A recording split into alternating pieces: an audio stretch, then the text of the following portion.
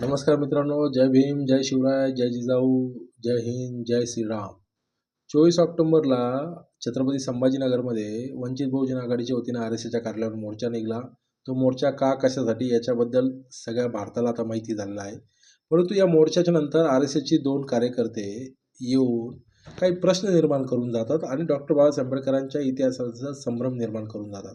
या अनुषंगाने थोडंसं वाचन आणि थोडंसं माहिती घेतली असता असं लक्षात आलं, की जो इतिहास घडलाच नाही तो बाबासाहेबांच्या नावाने खपवण्याचं काम ही लोकं करतायत. त्याच्याकरता ते दर्जाहीन असलेलं केसरी आणि दर्जाहीन असलेलं जनता नावाच्या त्या तत्कालीन दैनिकांची, साप्ताहिकांची नावं समोर देत आहेत, त्याच्यातल्या नोंदी समोर देत आहेत. परंतु माझा असा एक प्रश्न आहे, जे डॉक्टर बाबासाहेब आंबेडकरांनी त्यांच्या आयुष्यामध्ये असलेल्या सगळ्या घटनांचा उल्लेख त्यांच्या खंडामध्ये असेल, त्यांच्या आत्मचरित्रामध्ये असेल, त्यांच्या लिखाणात असेल, तो करण्याचा प्रयत्न त्यांनी त्या ठिकाणी केले आहेत आणि ते आपण वाचतोय. मग बाबासाहेबांनी जर का आर-एस-एस सारख्या विषमतावादी विचारसरणीच्या संघाच्या शाखेत जाऊन जर का मार्गदर्शन केलं असेल, भाषण केलं असेल, तर ते भाषण संघाच्या आजही नोंदणीला त्यांच्या रेकॉर्डवर असेल. हा माझा एक साधा प्रश्न आहे. त्यांनी ते समाजासमोर आणावं. दुसरं, की बाबासाहेब नेहमीच चुकीला चूक आणि सत्याला सत्य म्हणत आलेले आहेत. याचं उदाहरण तुम्ही सुद्धा आहात आणि मी सुद्धा आहे.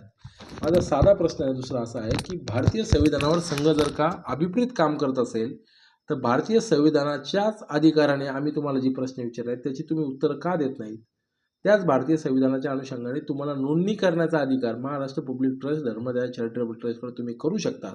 मग तुम्ही तुमच्या संघटनेची नोंदणी का करत नाहीत? हा एक साधा प्रश्न आहे.